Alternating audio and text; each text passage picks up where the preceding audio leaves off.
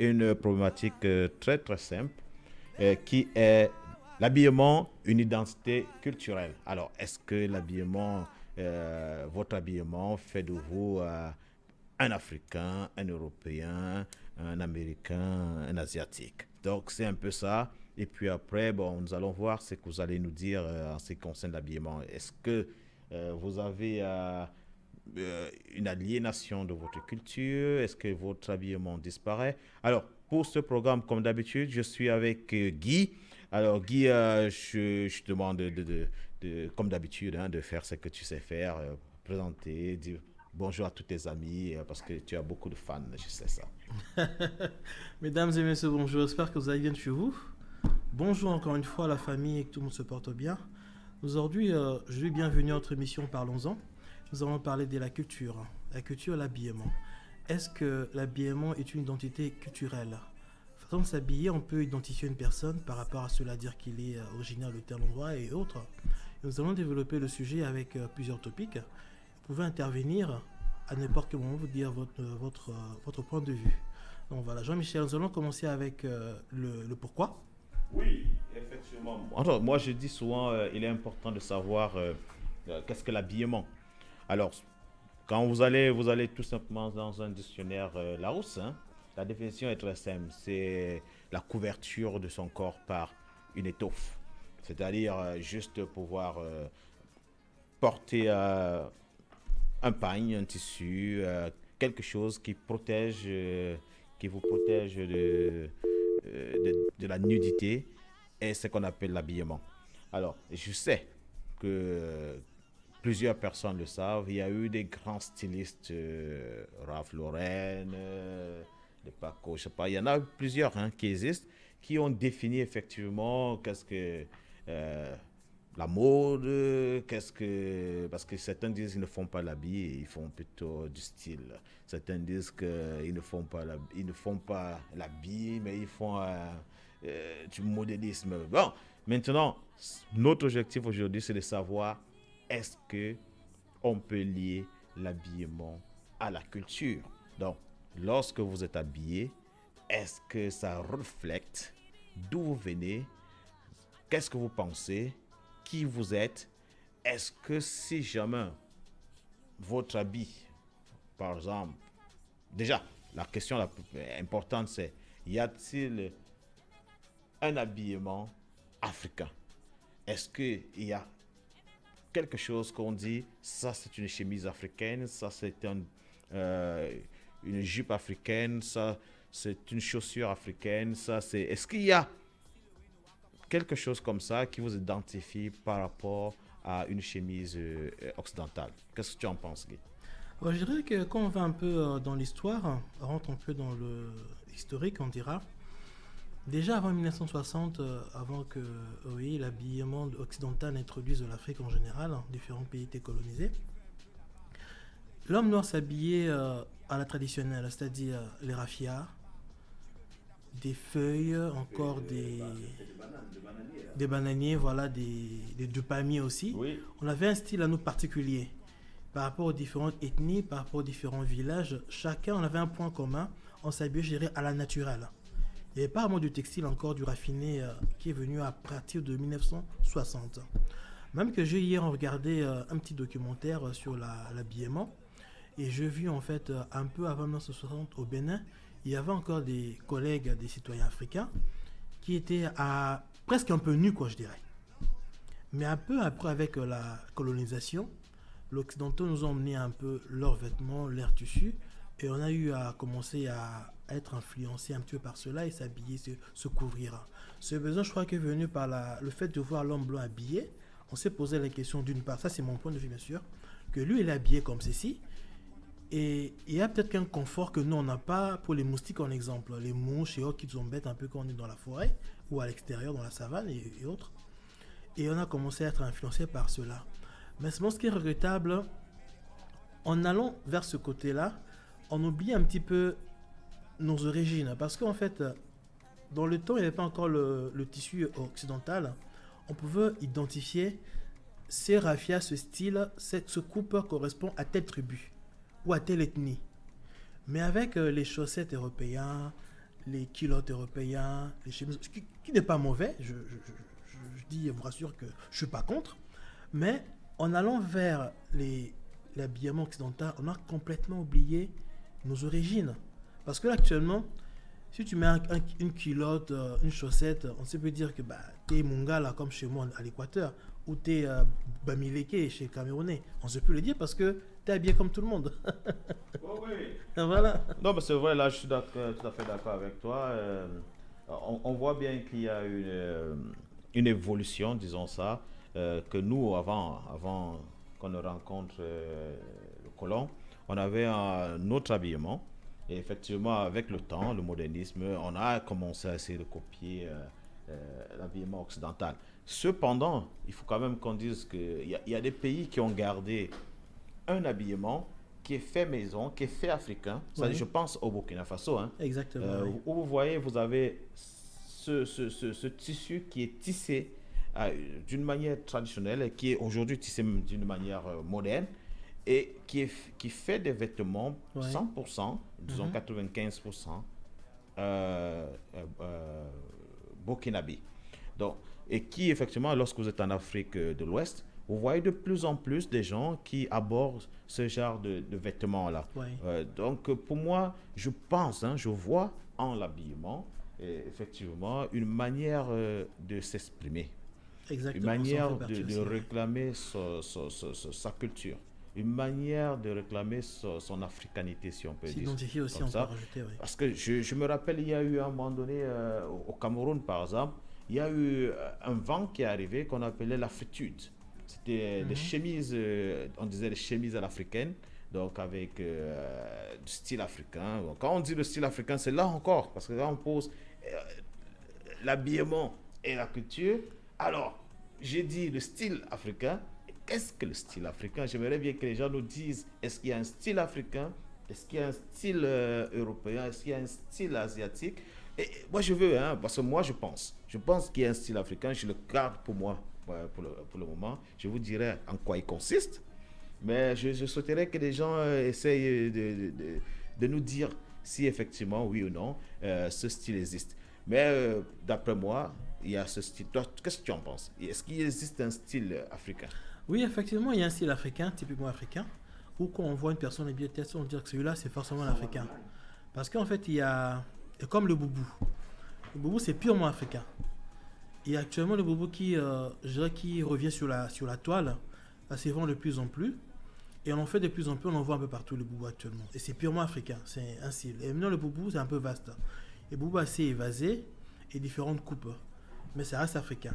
Il y a aussi un point à dire sur le point historique.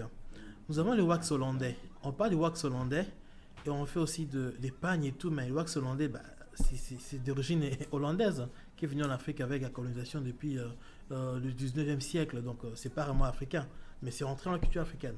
Nous avons un appel actuellement là?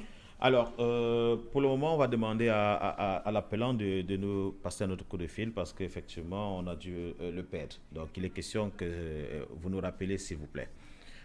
Donc, moi, effectivement, je suis d'accord avec toi qu'il y a ce style africain-là, mais je pense que ce style africain, il est beaucoup plus adapté à notre climat. C'est-à-dire, le plus souvent, les vêtements africains sont amples parce qu'il fait chaud chez nous. Parce qu'il fait chaud sur le continent, donc les gens s'habillent de cette manière-là. En conséquence, oui. Et effectivement, ça fait déjà partie de notre style. C'est pour ça que tout à l'heure, tu as dit le boubou. Bon, peut-être plusieurs personnes ne savent pas que c'est. C'est un vêtement qui est d'habitude large et long. Donc, qui peut ressembler à ce que les gens appellent ici des robes. Bon, il est porté par des hommes, il est porté par des femmes aussi. Et donc, chez nous, on l'appelle le boubou. Je sais que c'est pour ça qu'il y a souvent un problème lorsqu'on dit chez nous, on dit en Afrique, c'est pas correct. Parce que vous avez une culture kenyane avec un style kenyan, vous avez une culture congolaise avec un style bien congolais, et vous avez un style ivoirien avec... c'est vraiment... Parce qu'il ne faut pas, quand on dit la culture africaine, je pense que c'est une conception qui est totalement erronée, qui n'est pas vraie. Il faut bien qu'on dise, OK, les cultures, les habillements, les accoutrements africains. Et puis en ce moment-là, on les décline. Et puis on sait, voilà ce qui est le plus souvent vu à l'extérieur. Et est-ce que c'est du beau? Parce que quand on regarde les stylistes, hein, la plupart des stylistes africains, certains ont essayé de s'imposer sur la place parisienne, parce que bon, Ouais. Paris, c'est la place de la mode. Ouais. Mais on voit qu'ils ont essayé d'apporter cette touche-là et ils ont senti un bloc et ils ont changé en fait. Mhm. Aujourd'hui, on ne voit plus beaucoup de pagnes, c'est-à-dire des chapeaux, des grands chapeaux de dames avec des pagnes. On ne voit plus ça, on ne voit plus cette Ouais. pantoufle africaine. On essaie de voir des trucs qui sont modelés au style. Déjà, moi je dis déjà, on voit beaucoup plus, on veut mettre ça sur des filles fines, totalement fines.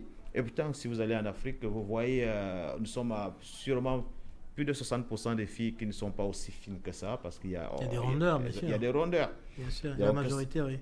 donc, je pense que notre habillement ne correspond pas, en fait, l'habillement qu'on veut vendre Ouais, il ne correspond pas, non, ne pas du tout. correspond pas. Mais sinon, je voulais attaquer autre chose, hein. Je voulais me Ouais. dire, est-ce que nous, les Africains, vivant en Occident, avons-nous honte de notre culture? Parce que si on définit que l'habillement est une identité culturelle, est-ce que nous avons honte de notre culture?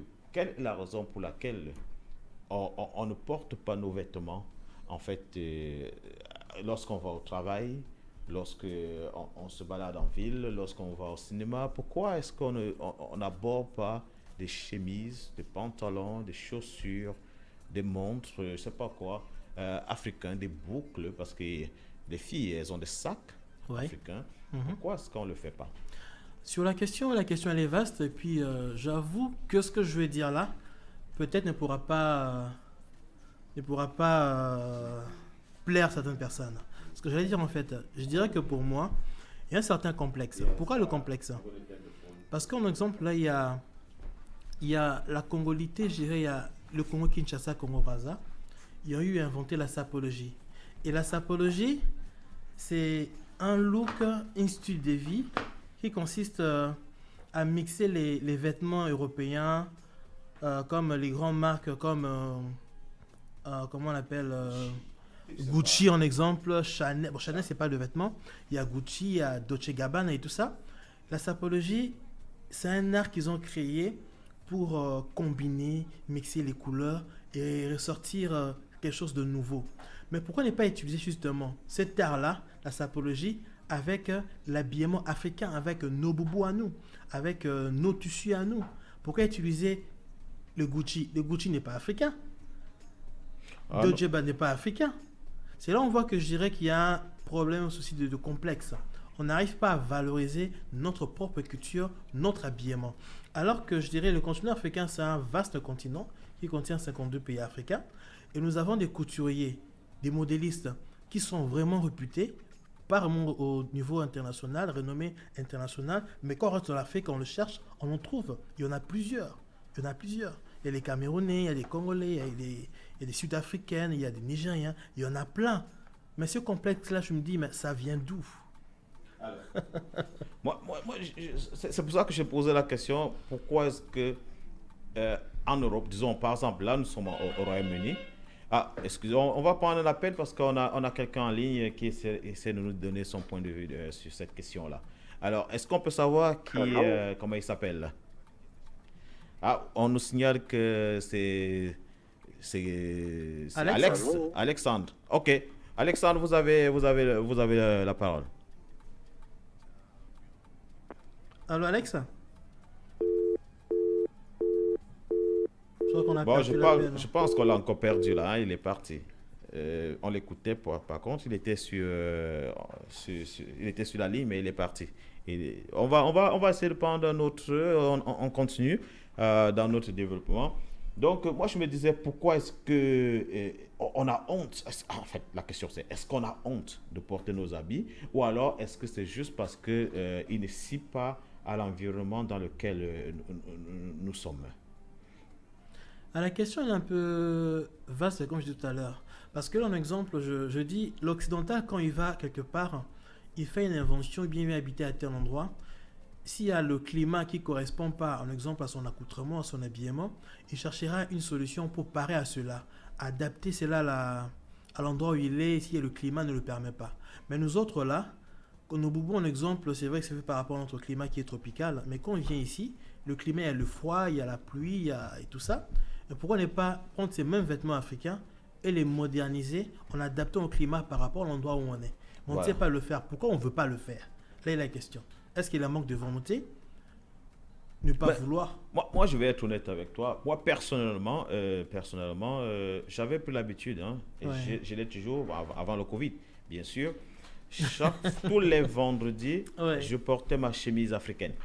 Ok. Et je la portais, et c'était des chemises avec beaucoup de couleurs, des chemises vibrantes, et je les portais, et je peux te faire, ça c'est une confidence, j'ai été obligé d'offrir certaines chemises à mes collègues, à mes Ouais. managers, parce Ok. qu'ils voulaient, et certains me disaient, nous voulons plutôt les chemises qui sont flamboyantes.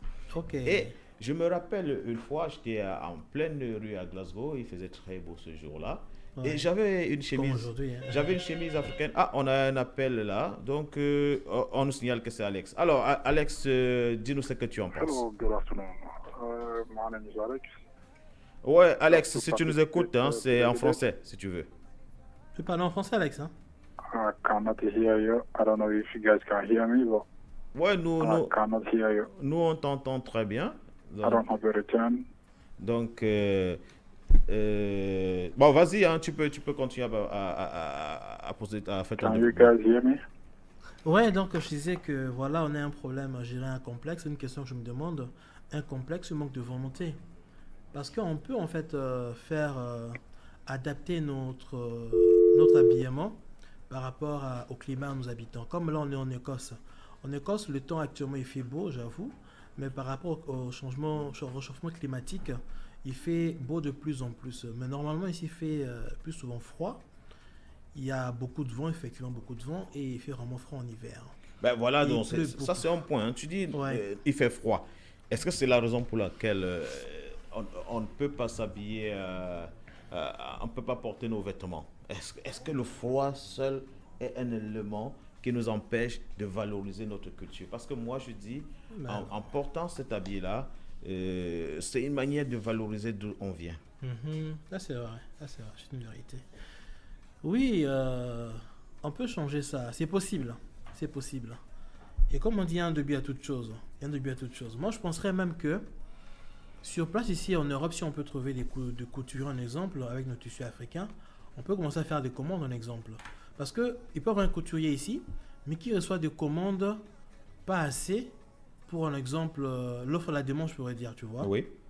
Si, admettons, on est à 10 Africains, on va voir un couturier en disant que voilà, on veut tel tissu, faire un boubou, mais comme ici il fait froid, il y a beaucoup de pluie, rajoute ceci, trouve une solution pour adapter ça ici en exemple. Le couturier dira que voilà, j'ai un challenge là, j'ai un boubou à faire comme en Afrique, mais comme on est en Écosse, je dois adapter cela. Ça va créer des solutions aux besoins par rapport au climat auquel on fait face. Mais oui. Mais Moi- personne n'y pense. moi, je pense effectivement cela. Je me dis, c'est peut-être une opportunité là pour un entrepreneur, hein. Bon, je pense qu'on a quelqu'un d'autre en ligne. Alors, oui, Alex, vous êtes en ligne. On vous écoute. Hello. Can you guys hear me? Et on Oui, t'écoute, tu peux parler? vas-y alors, on t'écoute, hein. Ouais, on t'écoute, ouais. On t'écoute, tu peux parler, oui. Ah ouais, donc voilà. Oui. Est-ce que vous m'entendez là? Parce que là, j'ai pas de retour. Oui, on écoute, ouais. Je ne vous entends pas. La culture africaine J'essaie a un peu peu de changé. voir au niveau Bon, La je culture pense africaine n'a pas vraiment de changé. votre service technique de Il y la a un console dévoué à technique. toute chose, donc je pense qu'on peut entreprendre les choses en allant voir un exemple sur place ici. Là, nous sommes en Écosse, à Glasgow. Alors, Allez voir un parlant couturier. donc de l'identité culturelle, c'est vrai qu'on peut reconnaître quelqu'un par, on peut pas vraiment reconnaître quelqu'un par la tenue qu'il porte, mais on peut au moins avoir une idée sur la partie du monde d'où la personne vient. Par exemple, si je parle de moi par exemple, la région dans laquelle je suis originaire, notre tenue traditionnelle, c'est ce qu'on appelle coutumièrement le sandja, qui est un pagne pour les hommes et qu'on aborde avec une chemise et un chichia, et puis on met le foulard autour du bassin, on attache notre foulard autour du bassin, au-dessus du sandja. Et ça, c'est une tenue traditionnelle du peuple Sawa du Cameroun.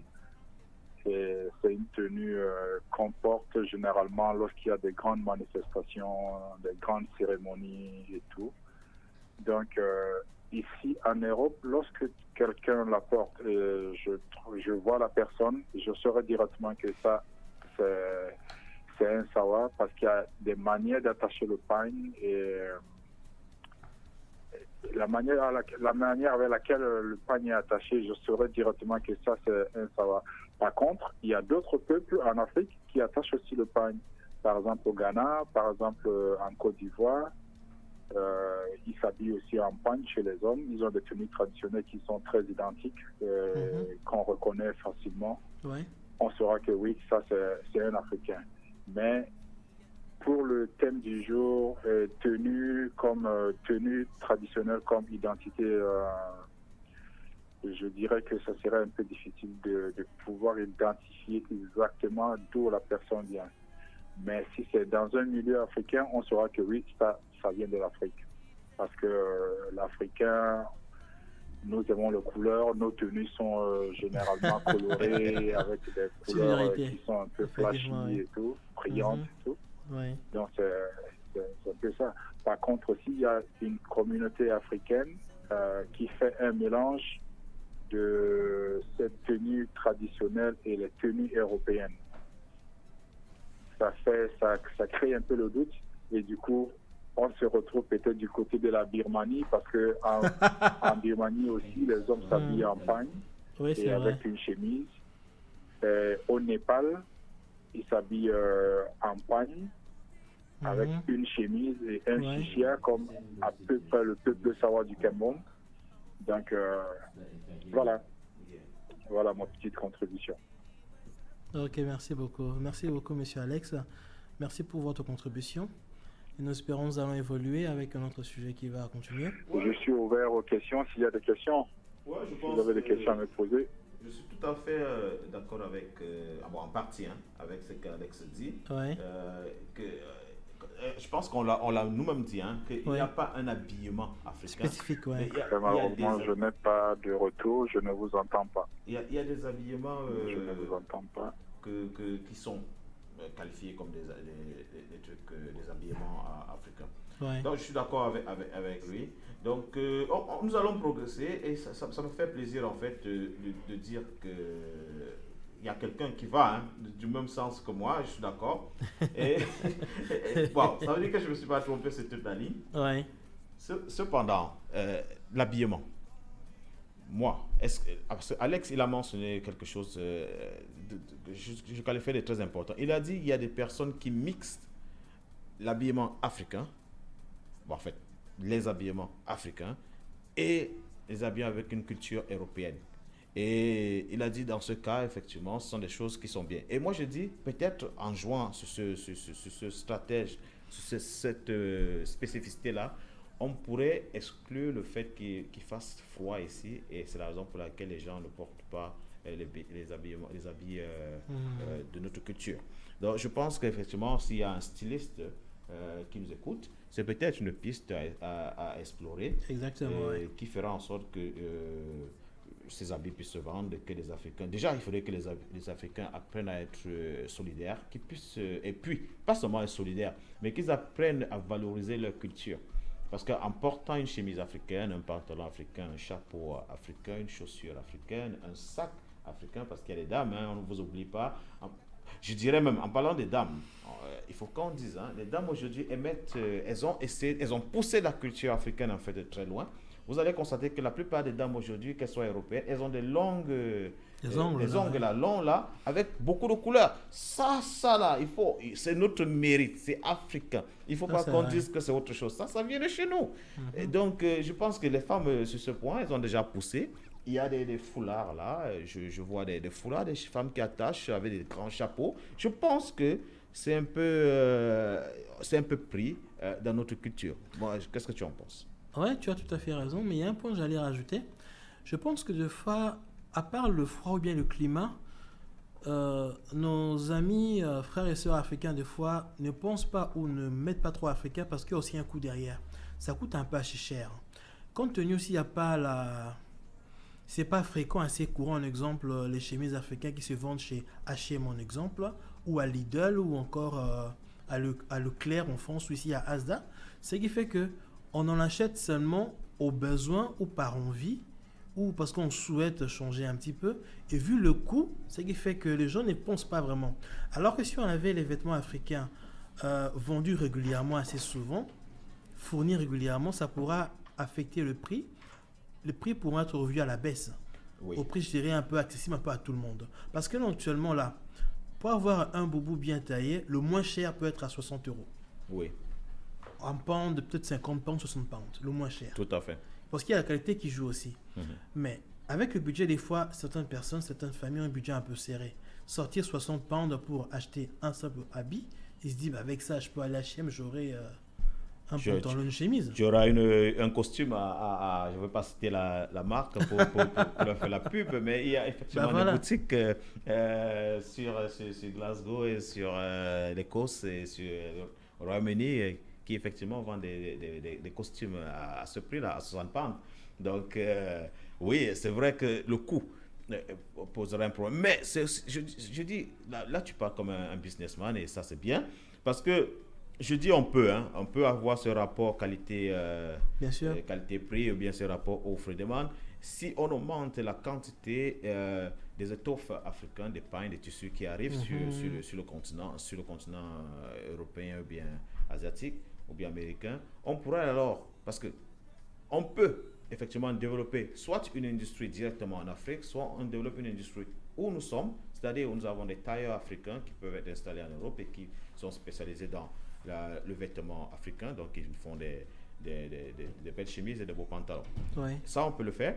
Ou alors, directement, il y a une entreprise carrément qui le fait sur le continent, au Bénin, et puis qui l'exporte sur le plaque international.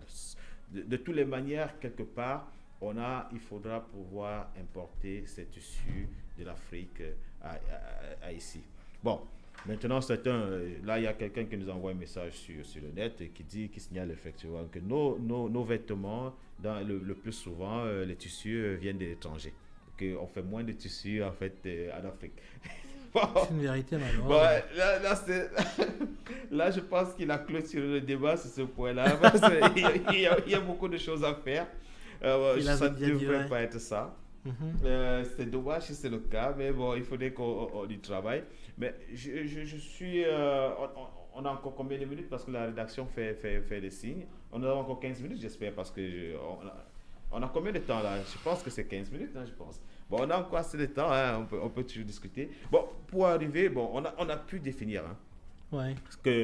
Établir qu'effectivement, il y a une identité culturelle lorsque vous portez un vêtement qui a une connotation africaine. Bien donc, entendu, on peut savoir que ça, c'est une culture africaine.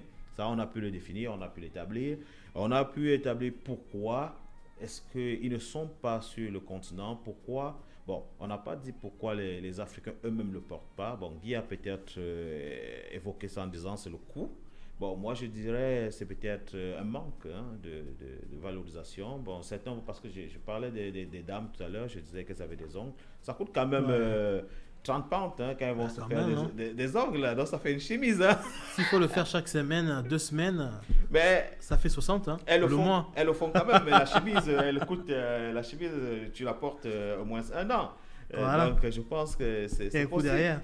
Donc moi, j'irais même, hein, je dirais à tous les Africains de faire une journée à chemise africaine ou une journée africaine où nous portons tous soit un pantalon, soit une chemise. L'idée elle est bonne, on peut lancer un mouvement comme ça. Et Hein. oui, puis ça créera C'est une bonne chose, ouais. du boulot pour certains. Et ça fera en sorte qu'on sorte un peu de notre pauvreté qui anime la plupart des Africains. Bon, alors, maintenant, on a évoqué le how. Hein, comment est-ce qu'on peut sortir le, les vêtements africains de leur nostalgie, de leur placard pour en fait les exposer sur les places européennes, américaines ou disons occidentales.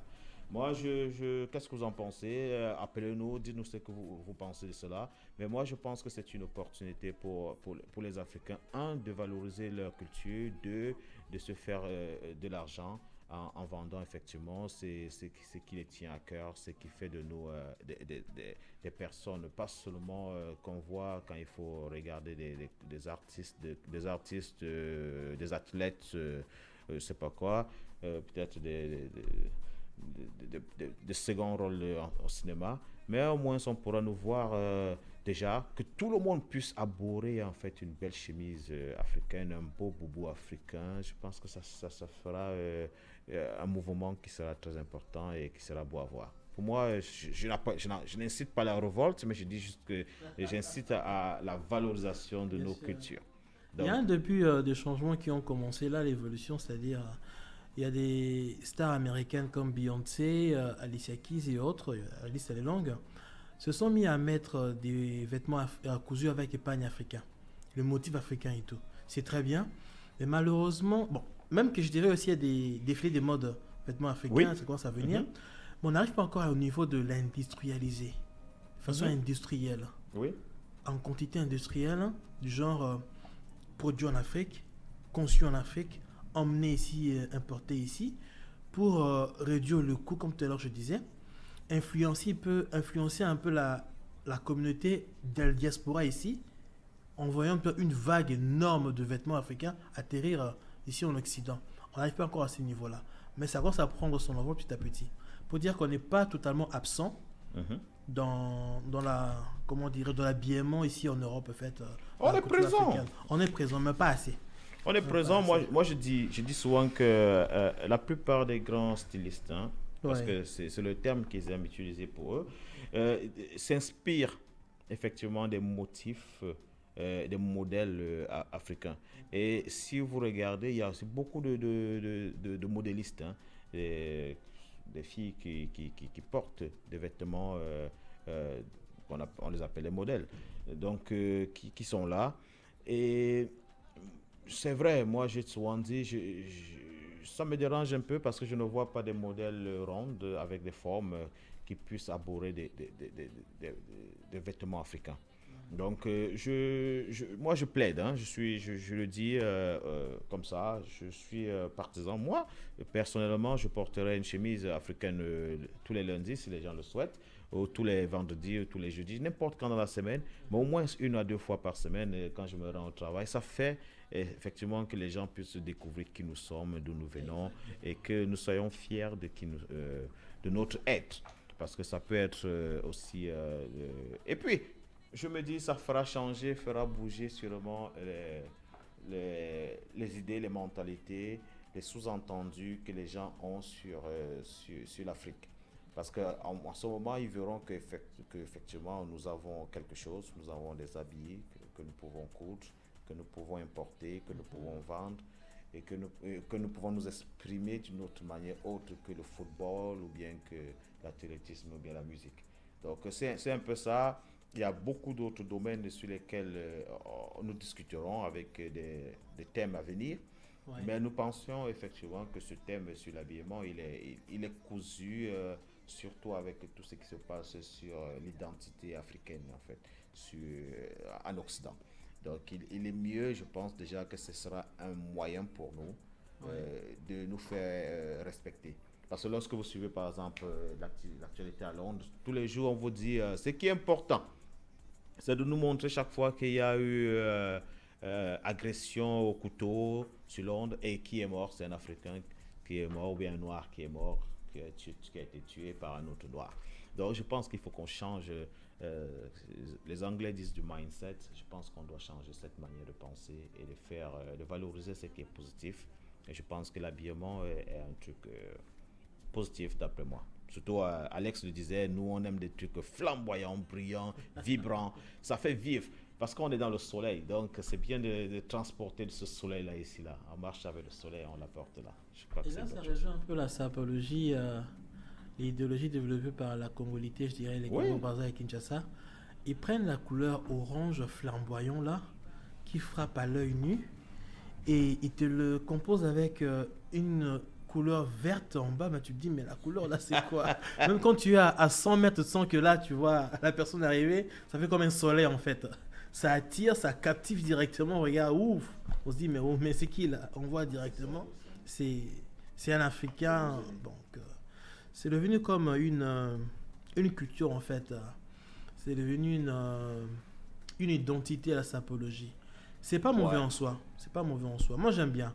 Remarque en fait, ce qui est dommage, je remarquerai, il y a des gens des fois qui oublient un petit peu faire la part de choses. S'habiller, c'est bien. Oui. Imagine de raconter une histoire là, une histoire vraie. Ouais. Il y a un monsieur qui habite en Belgique, je ne vais pas dire le nom parce que voilà. Mais oui, bien sûr. Il a été chassé par son propriétaire, son bailleur. Pourquoi? Parce que le monsieur ne payait pas pendant plusieurs mois son loyer. Et quand on le met dehors, il sort des mâles. Et le propriétaire, c'est un Belge. Il connaît un petit peu comment les réfléchissent ça. Et en ouvrant les mâles et les chaussures, qu'est-ce qu'on a vu? On a vu des chaussures et des vêtements. Si on met ensemble, tu avais de quoi payer un dépôt pour acheter une maison ici au UK. Ça va faire 20 000, 15 000, 30 000 euros. Parce qu'il y avait une paire de chaussures qui coûtait 800, l'autre paire coûtait 1300, l'autre chaussure, plutôt l'autre complet de vêtements, Yoji Yamamoto coûtait, je sais pas moi, 2000, un truc comme ça. Mais tu mets tout ça ensemble à la garde-robe et les paires de chaussures, tu vends, tu as 30 000 euros qui sortent là, quoi. Et le monsieur préfère investir son argent dans les vêtements, dans les chaussures, que payer son loyer. Ça devient un peu exagéré, quoi. Donc, c'est la sapologie, quoi. Ben ouais, c'est ça. Bon, moi je pense que les gars qui ont conçu ce concept-là, c'est peut-être des business personnes, ils ont compris. Et dans le business, ça dépend de ta position. Soit tu vas dans le lot, et donc tu vends tout ce qui est moins cher, soit tu te mets carrément au milieu, ou bien soit tu te mets très en haut. Alors je pense que les gars de la sapologie se sont dit, le seul moyen pour nous de nous faire voir, de nous faire reconnaître, c'est d'avoir des vêtements chers, bien cousus très chers. Donc, c'est peut-être ça, mais maintenant, comme on disait, c'est quelle est la quantité, ou bien le nombre d'Africains capables, effectivement, de s'offrir des vêtements aussi luxueux. C'est un peu ça, parce que on vit ici en Europe, on voit bien, hein, on voit que la plupart des personnes ne s'en vont pas s'offrir des habits Louis Vuitton. Que ce soit des Européens, que ce soit des Africains. Tout le monde va dans des magasins, disons, moyens, où est-ce qu'ils peuvent se procurer des vêtements qui leur coûteront entre 40 et 60, 100 pounds. Mais ils ne vont pas aller acheter une chemise à 400 livres. Donc ça change la donne. Mais, comme on le disait, déjà, si on peut déjà arriver à avoir un nombre élevé de personnes qui passent des commandes sur des vêtements africains, je pense que le prix va chuter et ça va permettre à ce que les gens puissent aborder ces vêtements un peu partout. Mais moi, je dis, n'ayez surtout pas peur de qui vous êtes. J'entends souvent des gens qui aiment dire je suis d'origine africaine. Et ils préfèrent dire ça, mais que je suis écossais ou je suis britannique ou français. Mais ils disent je suis d'origine africaine. Alors, pour moi, ça n'a pas de sens, hein, en réalité. Dites-nous, je suis africain et on s'arrête là. Le reste, si vous avez pu obtenir une nationalité ailleurs, ça, c'est pas très important. On sait pourquoi on obtient cette nationalité-là. Ça nous sert pour le travail surtout. Ça nous permet d'obtenir un boulot. Ça, c'est certain. C'est peut-être la raison la plus plausible pour moi. Le reste, là, ça ne change rien sur notre moi, qui nous sommes. Et donc, lorsqu'on pose cette question aux gens, c'est mieux qu'ils nous disent « je suis africain ». Il n'y a aucune honte à cela. Parce que quand ils commencent à vous dire « je suis d'origine africaine », en fait, c'est pour vous dire que nous avons eu autre chose. C'est comme s'ils veulent dire être africain, c'est être sous-homme. Et comme on a pu acquérir Voilà. quelque chose d'autre, alors mettez-nous dans une autre catégorie. Alors, on n'est plus. C'est comme si on a une Champions League, ce qui a échoué dernièrement, là, où il y avait des clubs qui voulaient faire Ouais. une Champions League des grands clubs. C'est un peu ça. C'est-à-dire, ils se disent, oui, disons quand même, je suis africain parce que ma peau va me trahir, mais on Wow. ajoute, je suis originaire d'Afrique, et puis après, pour nous faire comprendre. Non, ça, ce sont des gens qui ont sûrement peur de s'affirmer, de nous dire qu'ils sont africains, Voilà. d'aborder, changer ça, changer ce mindset, comme disaient les anglophones, et dites simplement, soyez fiers, dites je suis africain. Et puis ça s'arrête là. On ne va pas vous demander d'où vous venez, on va vous dire je suis africain. C'est bon. Ouais, Bon. c'est vrai. Comme tu vois, tu peux dire que je suis africain, je suis né africain, je mourrai africain. Que je sois à la nationalité britannique, américaine, suisse, allemande, française, ça ne va jamais enlever mon africanité, je reste africain. Tout à fait. Donc pourquoi dire que je suis français d'origine africaine, ça ne change rien. Il faut inverser par contre, je suis africain, bah, actuellement, je suis français, mais je suis d'abord africain pour commencer. Moi, je dirais même je suis africain. Le reste là, ça c'est quand on va vous demander vos papiers à l'immigration. Vous allez prendre ça là-bas. Le reste, ça c'est pas important. Alors Maggie, comme on est en train d'arriver à la fin de l'émission, je sais que tu as une page que tu affectionnes vraiment. C'est en fait donner chaque jour, chaque fois qu'on a une émission, le nom d'un inventeur, d'un créateur d'origine africaine, d'un africain qui fait des choses peut-être qui ne sont pas connues. Ça peut être quelque chose que nous utilisons tous les jours sans savoir que ça vient d'Afrique et fait par un Africain, ou alors qui est fait par un Africain tout simplement, ça peut venir d'ailleurs. Je sais que tu tiens parce que ça va, disons, euh, moraliser, ça va motiver la jeune génération à pouvoir s'affirmer et à faire des choses, à se dire, oui, nous avons des chercheurs, oui, nous avons des scientifiques, oui, nous avons des ingénieurs, oui, nous avons ceci. Ouais. Donc, ouais, je pense que tu dois avoir une liste aujourd'hui. Tu dois avoir un seul nom aujourd'hui pour nous déjà, parce que ça ne sert à rien d'avoir une liste. Tous les Ouais. jours, on peut avoir un seul nom. Donc chaque semaine, comme l'émission passera chaque samedi, donc chaque samedi vous aurez droit à un nom. Et j'ai eu à faire des recherches. Franchement, Jean-Michel, la liste elle est longue. Ah ouais? Elle est vraiment, vraiment longue.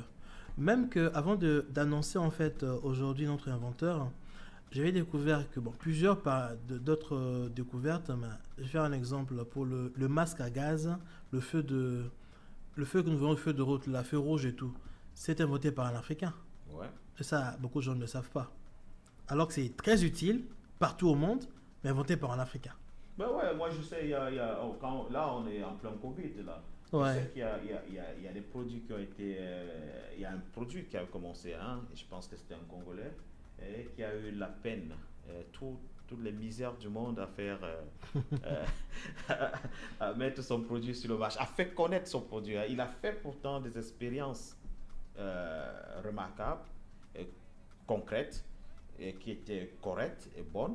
Et positive en Afrique, au Congo en particulier, Congo, Kinshasa. Oui. Et c'était, je pense, avec l'Artemisia. Mais on a tout fait pour que ces recherches ne soient pas connues. Malheureusement. Mais bon, on va pas se mettre aujourd'hui à pleurer, à pleurnicher pour rien, parce que pleurer, gémir, crier, c'est lâche. Il est question effectivement de se lever, d'être debout et d'agir. Donc aujourd'hui, nous avons un Camerounais et inventeur d'origine camerounaise. La source, c'est Okapi African Magazine, c'est un magazine de la place. Et le magazine aussi a sous-officialisé, il a dit sa source à lui, c'était sur Leaders Afrique. Donc, nous avons le Camerounais qui s'appelle Marc Arthur Zang. Il a eu inventé un cardiopad, une première invention au monde, et fier de le dire haut et fort. Son inventeur est un Africain du Cameroun, une fierté. Oui, Artisan, je le connais. Ce qui serait mieux aussi de dire, c'est qu'il est jeune. Hein. Il est jeune, Je ouais. pense il est juste à la trentaine, si jamais il est plus âgé. Je pense que quand il créait son cardiopad, je crois qu'il avait 23 ans. Ça doit être il y a 2 ou 3 ans que cette invention est sortie. Donc, il doit être en dessous de la trentaine. Mais il y en a plusieurs. Il y en a sur la place lyonnaise aussi. Mais bon, toutes les semaines, on sera obligé de donner un nom, mais il y en a plusieurs qui font des belles choses. Alors, moi, c'est le moment de vous dire merci, au revoir de nous avoir écoutés. Merci à tous ceux qui ont appelé. Je suis Jean-Michel Nsoué. Merci de nous écouter. J'espère que la prochaine fois, s'il y a des choses à améliorer, prière de bien vouloir nous envoyer des messages et nous dire que ça n'a pas été bon, ça a été bon. Voilà ce qu'on peut faire pour que ce soit beaucoup plus excitant.